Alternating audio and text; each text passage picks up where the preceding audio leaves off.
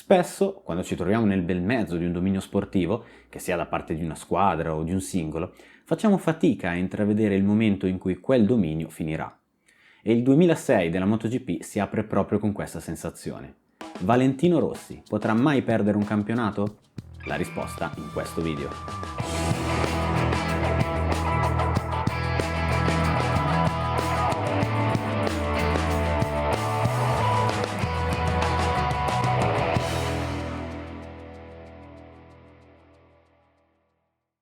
Ciao a tutti ragazzi, ben ritrovati su Casco Rosso in un nuovo episodio della storia della MotoGP.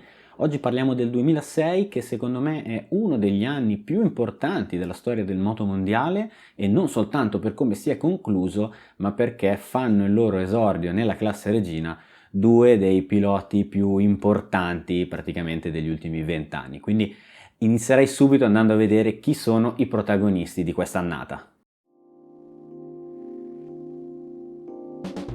Partiamo ovviamente da Valentino Rossi, il campione del mondo in carica ormai per la quinta volta nella classe regina, decisamente il pilota da battere come ogni anno. Poi Colin Edwards, il suo compagno di squadra, arrivato quarto nel 2005. C'è anche Marco Melandri, secondo nel 2005 con addirittura 3 vittorie, quindi sicuramente uno dei piloti più in palla, così come Loris Capirossi, anche lui 3 vittorie, purtroppo è arrivato soltanto sesto nel 2005. Proseguiamo con Nicky Hayden, l'alfiere HRC è arrivato sul gradino più basso del podio nel 2005 e potrebbe quindi essere un protagonista in questo 2006, così come Sete Gibernau che, nonostante sia arrivato soltanto settimo nel 2005, alla guida della Ducati ufficiale potrebbe fare molto bene. E poi gli altri due piloti, quelli di cui parlavo prima, ovvero Daniel Pedrosa, campione del mondo in carica della 250 e adesso compagno di Nicky Hayden, e ovviamente anche Casey Stoner, nuovo arrivato in LCR, e insomma anche lui da tenere d'occhio assolutamente. C'è da fare subito una doverosa premessa. A partire dal 2004, in cui Rossi fece un test per scherzo con la Ferrari, le voci di un suo passaggio in Formula 1 si fecero sempre più insistenti. Anche nel 2006 Valentino condusse dei test su una monoposto e i risultati furono molto buoni, tanto che l'accordo fra le parti era quasi deciso. Ciò che fece scegliere Rossi di rimanere in MotoGP fu però il fatto che non sarebbe stato un passaggio diretto a Ferrari, ma avrebbe dovuto invece fare molta gavetta nei team junior e poi eventualmente, se i risultati fossero stati dalla sua parte, passare al team ufficiale del cavallino. Premesse troppo svantaggiose se comparate alla possibilità di continuare a vincere i mondiali nello sport che lo ha consacrato, e di conseguenza questo passaggio non è mai avvenuto.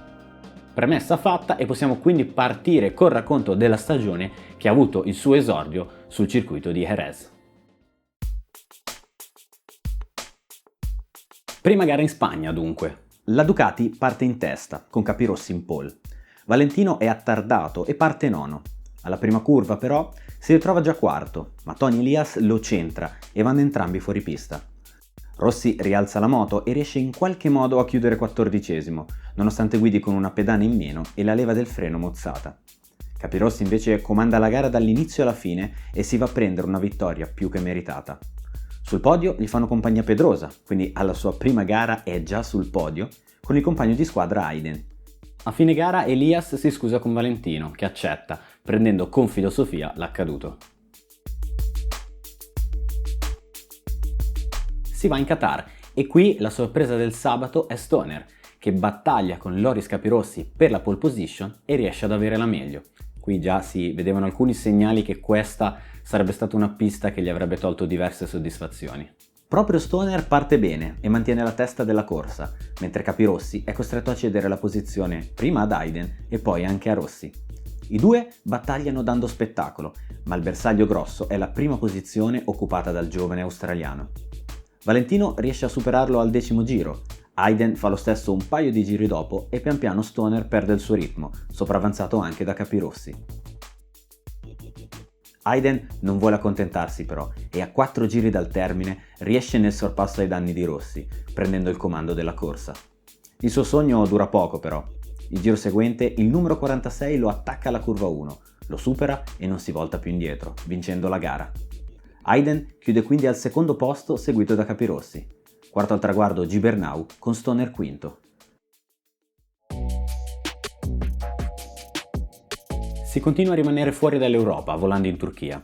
Qui i protagonisti del mondiale vanno abbastanza male in qualifica, in particolare Rossi, Melandri e Pedrosa, rispettivamente qualificati in 11ª, 14ª e 16ª piazza. La domenica Gibernau prende subito il comando della gara e lo tiene per 10 giri, quando viene raggiunto dalle onde di Aiden, Pedrosa, Stoner e Melandri e in un batter d'occhio scompare dai radar. Rossi invece ha una partenza abbastanza buona, ma al secondo giro va lungo e si ritrova 14º. Da lì deve partire con una rimonta che lo porterà a finire in 4ª posizione, grazie anche alla caduta di Pedrosa all'inizio dell'ultimo giro.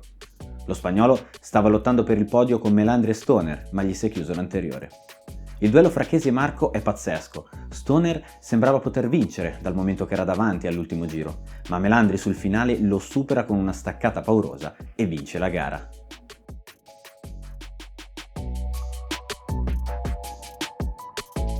In Cina quindi Rossi deve ristabilire le gerarchie, ma quest'anno in qualifica fa fatica. Partirà 13º infatti. La pole invece è appannaggio di Daniel Pedrosa alla sua prima partenza dal palo in MotoGP.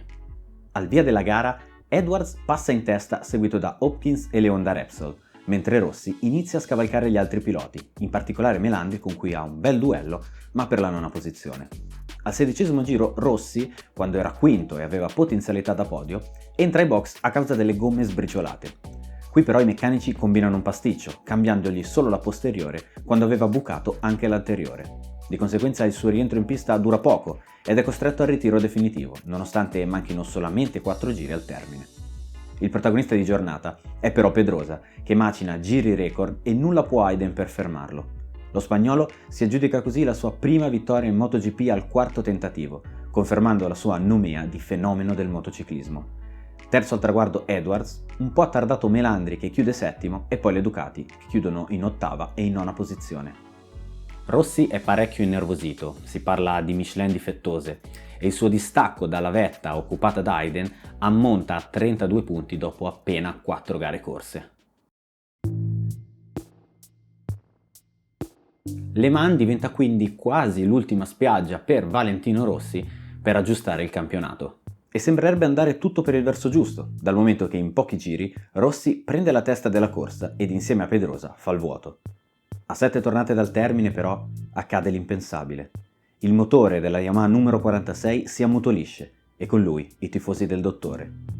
Rossi quindi è costretto al ritiro per la 2ª gara consecutiva, compromettendo pesantemente la sua situazione in campionato. La corsa intanto prosegue e Pedrosa inizia a calare il suo ritmo anche a causa del degrado delle gomme. Viene raggiunto e superato da Melandri che va a vincere la gara. Addirittura nel finale anche Capirossi ha la meglio sullo spagnolo, così come Stoner che beffa Aiden all'ultimo giro guadagnandosi la 4ª piazza. Sono comunque 11 punti fondamentali per l'americano che incrementa così il suo vantaggio in classifica.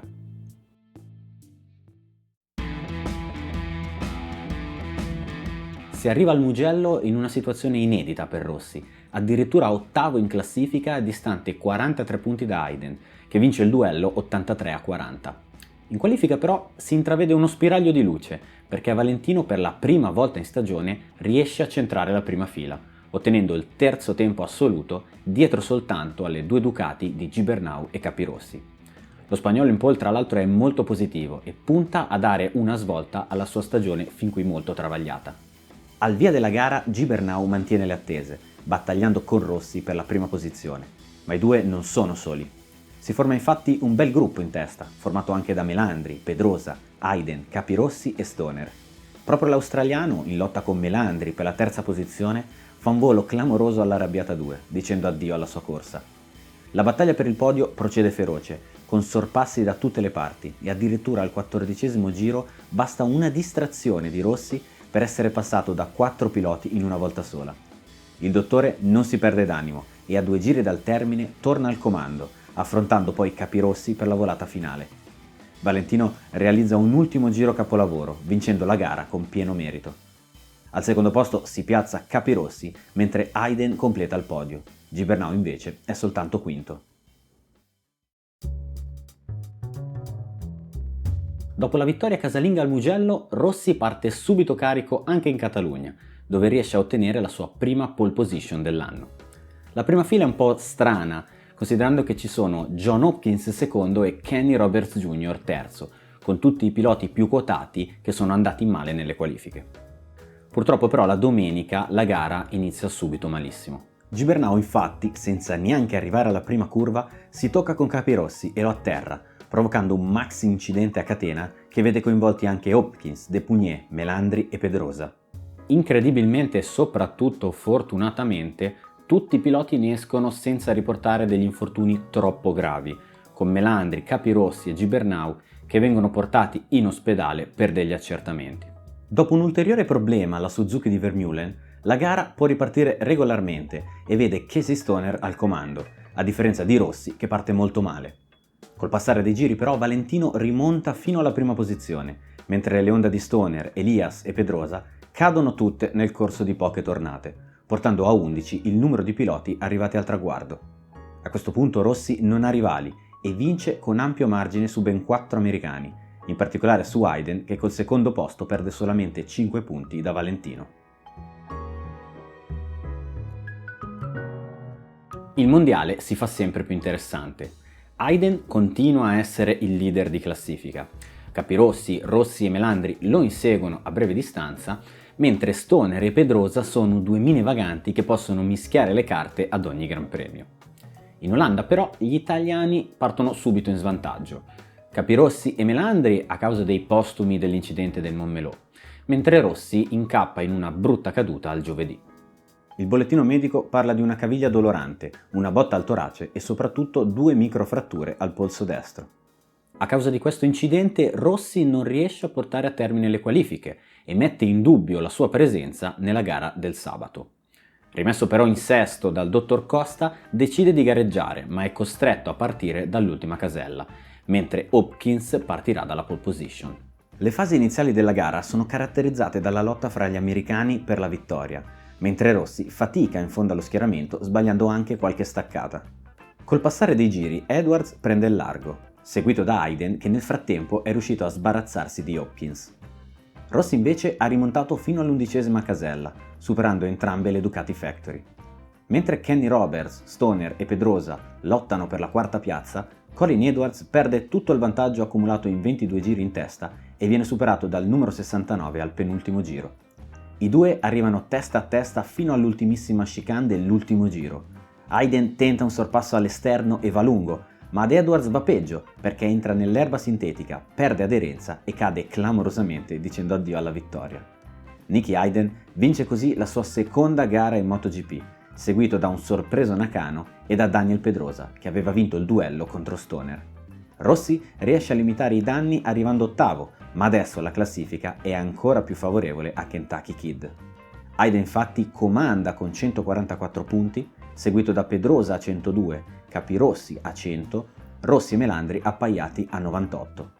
Vittoria importante per Hayden che sa di ipoteca per il mondiale, ma questo campionato non ha affatto finito di stupirci. In Inghilterra è subito colpo di scena nelle qualifiche, con i due indiziati principali per il mondiale, Hayden e Rossi, che si qualificano 11° e 12°, mentre emerge con una pole sontuosa Daniel Pedrosa. Lo spagnolo sembra davvero in stato di grazia, ma in gara deve fare i conti con un Melandri in gran spolvero che prende il comando delle operazioni nel primo giro.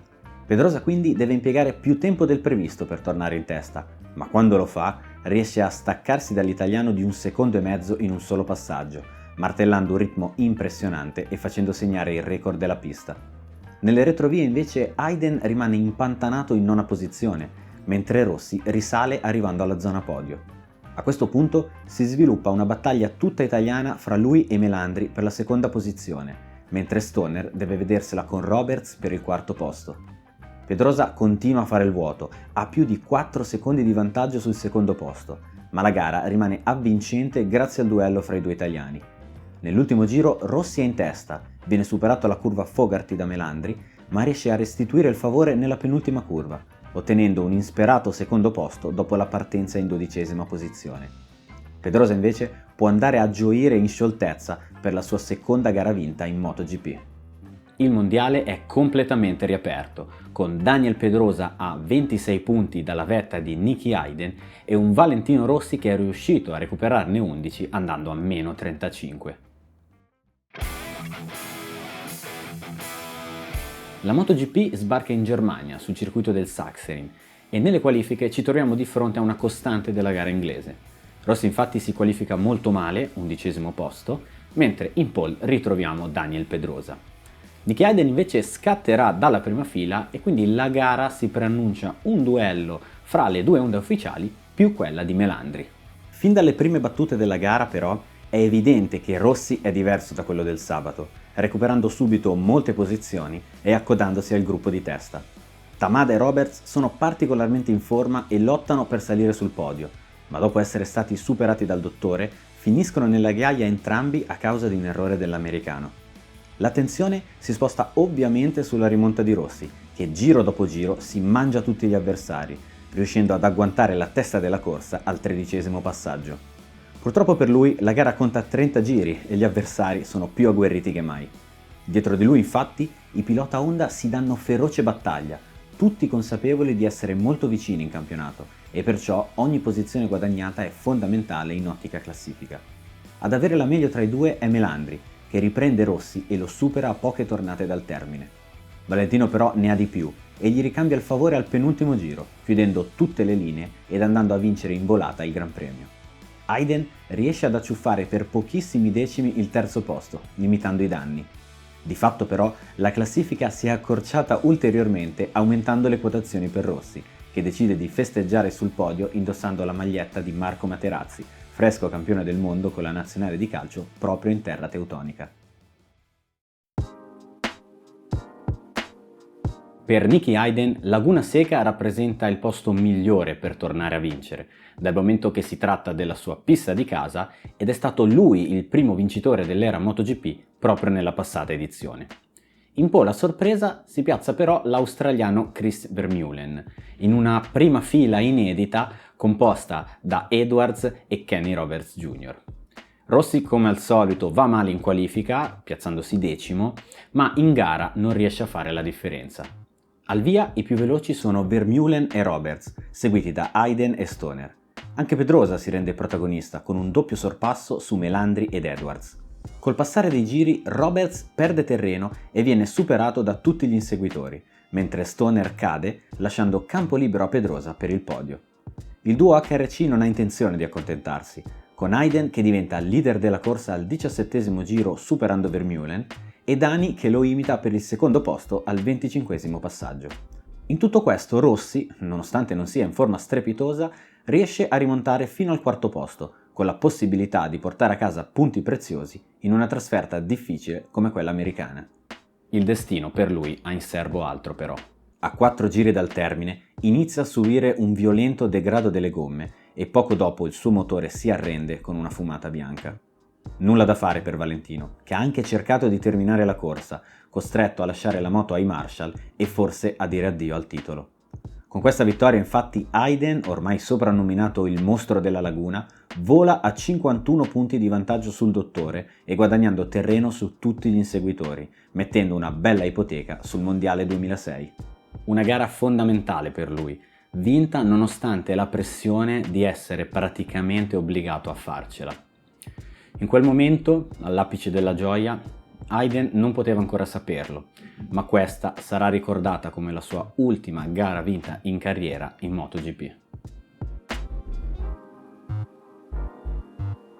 Arrivati in Repubblica Ceca dopo la pausa estiva, gli inseguitori di Hayden sono chiamati a una gara di riscatto. In particolare Rossi, che infatti ottiene la pole position dopo aver dominato le prove libere. L'italiano però non è l'unico commiere di vittoria. Infatti Loris Capirossi sembra molto in palla ed è pronto a dare battaglia al dottore partendo di fianco a lui la domenica. In gara infatti Capirex mantiene la parola, prendendo da subito il comando della corsa e guadagnando 2 secondi di vantaggio in appena 3 giri corsi, semplicemente di un altro livello. Dalla 9ª posizione Pedrosa recupera fino alla 4ª e ingaggia un duello con il compagno Hayden, facendo un po' il gioco di Rossi che rimane saldo in seconda posizione. Alla fine lo spagnolo riesce ad avere la meglio e si prepara allo scontro con il campione del mondo, mentre Hayden, che appare sempre più in difficoltà, deve fare i conti con Stoner e Melandri per non perdere anche la quarta posizione. Sul finale l'attenzione è tutta per il duello al cardiopalma fra Rossi e Pedrosa, che si scambiano tantissimi sorpassi regalando spettacolo ai tifosi presenti in circuito. Il dottore vince la sfida, Hayden invece è sempre più attanagliato da problemi e finisce addirittura nono, perdendo tantissimi punti in ottica mondiale. Purtroppo l'americano è stato sfortunato, per lui problemi al traction control e alla frizione. Ma il protagonista di giornata è ovviamente Loris Capirossi.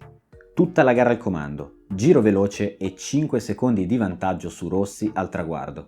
Prestazione fantastica per lui, che spazza via le prestazioni incolori delle gare precedenti e si candida come ennesimo protagonista di questa stagione emozionante. Con la battuta d'arresto di Hayden, la lotta per il mondiale si riaccende. Hayden è a 201 punti, Pedrosa lo segue a 176, Rossi è terzo con 163, seguito da Melandri a 161 e Capirossi a 151.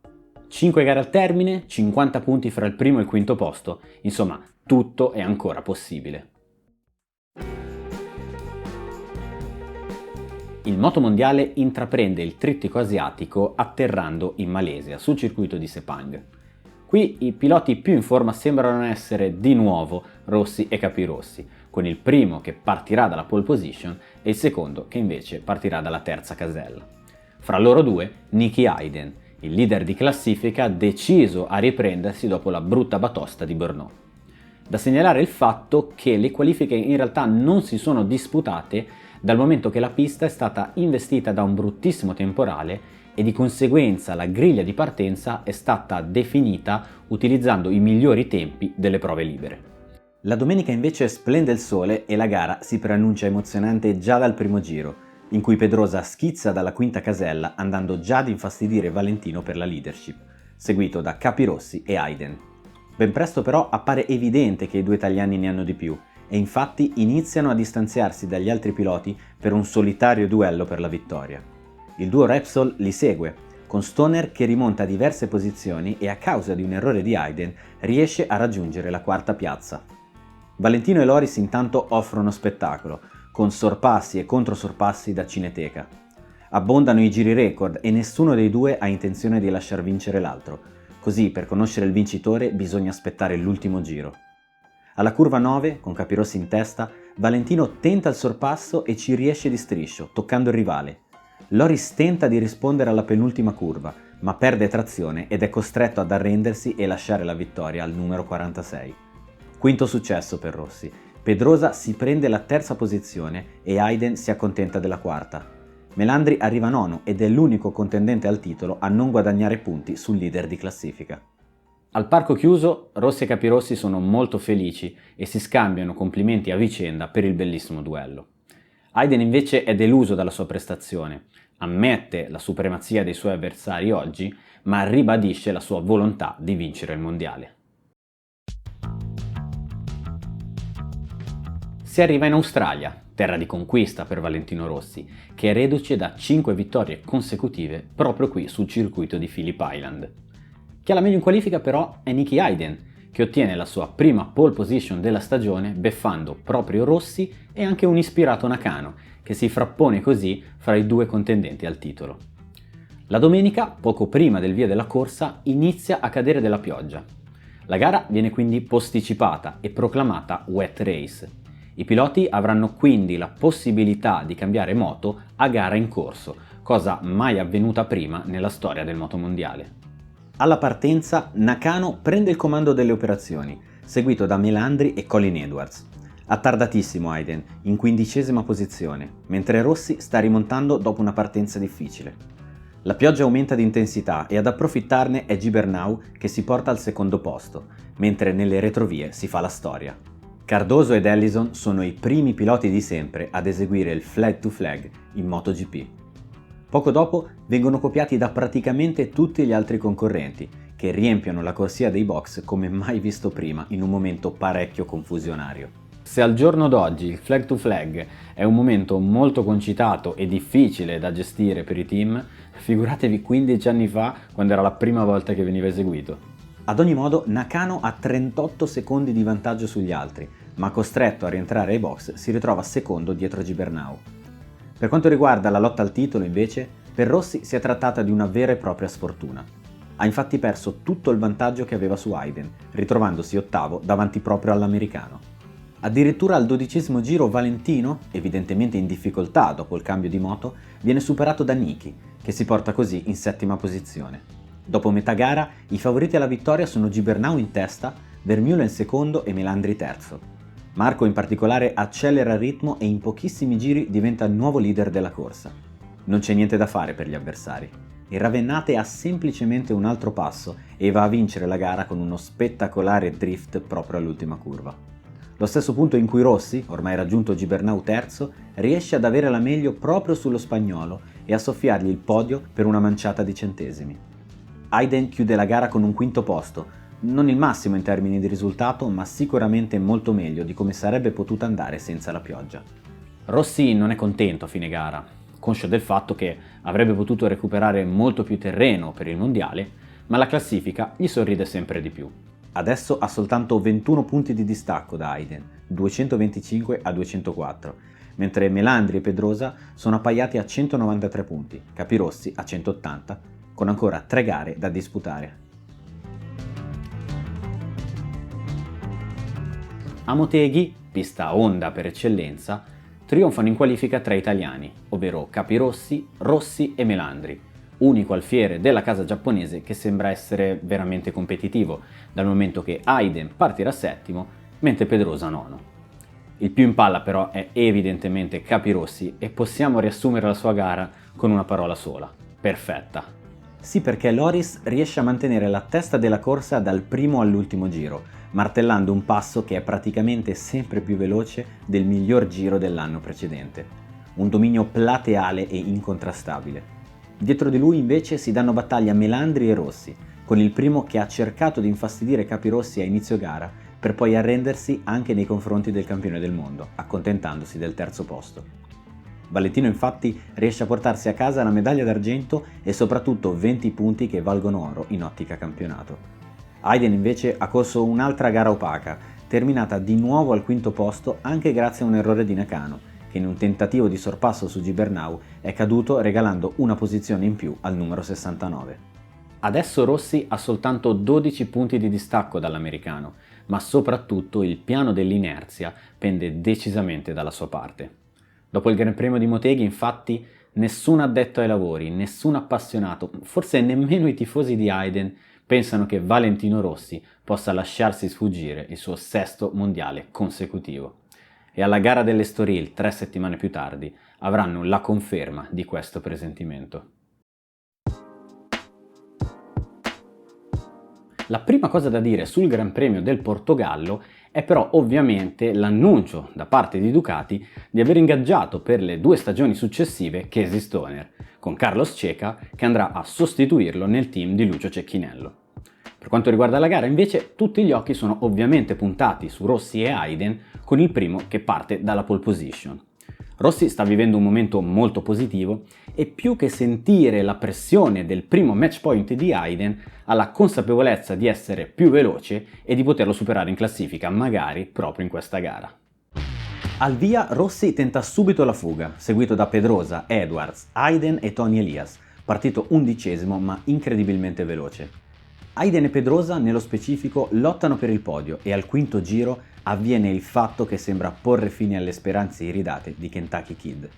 Dan infatti perde l'anteriore quando si trova dietro al compagno di squadra. Le moto si scontrano e sono entrambi inevitabilmente a terra. Hayden è infuriato, sbatte i pugni per terra e urla parole irripetibili. Sa che ora battere Rossi a Valencia sarà un'impresa praticamente impossibile.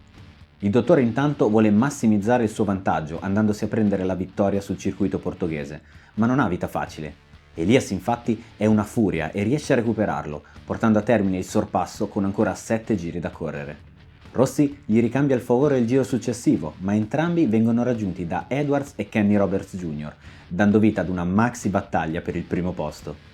In vetta si scambiano prima Roberts, poi Rossi e poi ancora Elias, ma la gara si decide all'ultima curva.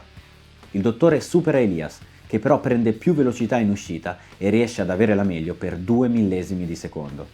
Nonostante la mancata vittoria, Rossi fa un gigantesco balzo in avanti in classifica, guadagnando per la prima volta la leadership mondiale con 8 punti di vantaggio su Hayden. Niki è ovviamente amareggiato e deluso dal comportamento del compagno di squadra. Dichiara infatti: avremmo dovuto avere un piano. Anche quando l'ho passato non ha voluto lasciarmi il posto. Ho dovuto lasciare i freni per passarlo. Colin ha fatto il possibile per aiutare Rossi. Io non mi aspettavo che Pedrosa mi facesse passare, ma neanche questo. Quando mi sono ritrovato nella ghiaia e ho visto che era stato Dani, non potevo crederci. Ha 3 titoli di campione del mondo, saprà bene quello che rappresenta. A questo punto, vincere il campionato sembra solo una formalità per Valentino e a Valencia sono tutti pronti per festeggiare l'ennesimo titolo del campione di Tavuglia. Si arriva all'ultima gara della stagione, quella decisiva per assegnare il titolo. Pensate, dopo il Gran Premio degli Stati Uniti il vantaggio in classifica di Hayden su Rossi ammontava a 51 punti. In 5 gare quindi Valentino è stato autore di una rimonta che l'ha portato a presentarsi a Valencia primo in classifica con 8 lunghezze di vantaggio sull'americano. Rossi è di conseguenza il favorito per la gara, forte del suo stato di forma, e conferma questa sensazione con la pole position al sabato. Hayden invece partirà quinto, preceduto soltanto da Nakano e dalle 2 Ducati ufficiali di Loris Capirossi e Troy Bayliss, che sostituisce Gibernau infortunato ed è il fresco vincitore del campionato Superbike. Ci sono 129.445 spettatori paganti a Valencia, tutti pronti per assistere alla gara più importante dell'anno. La partenza è a favore di Hayden, che si mette subito davanti al dottore che è partito male, tra l'altro toccandosi durante il sorpasso. In 2 giri, l'americano riesce a guadagnare la terza posizione, mentre Rossi annaspa in 7ª piazza. La situazione non sembra disperata però. Tutti sono convinti di stare per assistere all'ennesima rimonta del campione di Tavuglia, ma alla seconda curva del 4º giro avviene l'inimmaginabile. Valentino Rossi cade e il mondiale finisce nella ghiaia insieme a lui. In realtà Vale non si arrende, rialza la moto e prova in tutti i modi a recuperare terreno. Tecnicamente gli basterebbe finire 8º, con un Hayden terzo al traguardo, per essere coronato comunque campione del mondo. Questa volta però la rimonta non gli riesce e termina la gara al 13° posto. Hayden invece non prende rischi inutili, ma è comunque autore di una prestazione maiuscola che lo porta sul gradino più basso del podio, ma su quello più alto del mondiale. È lui infatti il nuovo campione della MotoGP. Il dominio di Valentino Rossi è finalmente terminato. Sulla gara di Valencia però bisogna per forza fare i complimenti a Troy Bayliss, che mentre dietro di lui si scriveva la storia di questo sport, è stato il protagonista di un evento di altrettanto spessore. Vincere la gara da wild card dopo più di un anno dalla sua ultima gara in MotoGP. Semplicemente eccezionale. Tornando alla stagione di Niki, la sua è stata un'annata solida, concreta, fatta sì di poche vittorie, soltanto 2, ma di tanti ottimi risultati e una costanza che è stata decisiva per il punteggio finale. Rossi ha vinto più gare e si è dimostrato come il pilota più forte, è vero, però questa volta la sua forza e il suo talento non sono stati in grado, non sono bastati per sopperire alla sfortuna che l'ha perseguitato durante tutta la stagione. Ciò però non toglie meriti appunto alla stagione di Hayden, che diventa campione del mondo a 25 anni nel suo 4º anno in MotoGP, in rampa di lancio per diventare uno dei protagonisti anche nelle prossime edizioni del campionato. Il futuro però è più incerto che mai.